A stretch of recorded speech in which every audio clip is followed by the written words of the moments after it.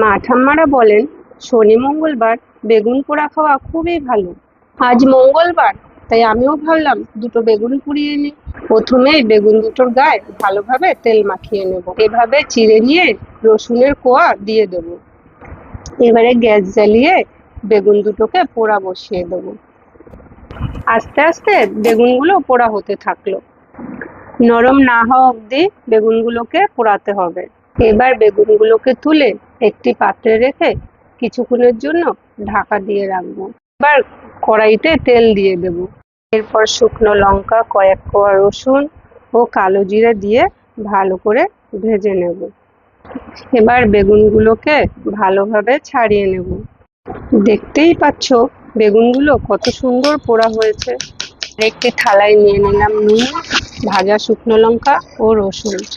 এইগুলোকে ভালো করে মিশিয়ে নেব। দিয়ে দেব কুচনো পেঁয়াজ, ভাজা কালো জিরাকে ভালো করে থেতো করে নেব। মিশ্রণে আমি পরিমাণ মতন তেল দিয়ে দিলাম। এবারে আমি বেগুনগুলোকে দিয়ে ভালোভাবে মেখে নেব। দরকার মতন আমি অল্প পরিমাণ তেল দিয়ে দেব, আর দিয়ে দেব ধনেপাতা। ব্যাস, রেডি আমাদের বেগুন পোড়া। গা হাত পা ব্যথায় কালো জিরে রসুন দিয়ে বেগুন পোড়া খেলে অনেক উপশম মেলে। এইভাবে তোমরাও বাড়িতে ট্রাই করতে পারো।